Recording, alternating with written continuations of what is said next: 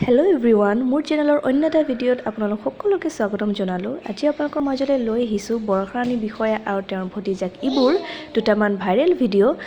এটা ভিডিঅ'ত দেখিবলৈ পাব ভতিজাকে বৰষাৰাণীৰ সুন্দৰ মেকআপ কৰিছে আৰু আনটো ভিডিঅ'ত দুয়োৰে সুন্দৰ ডান্স দেখিবলৈ পাব।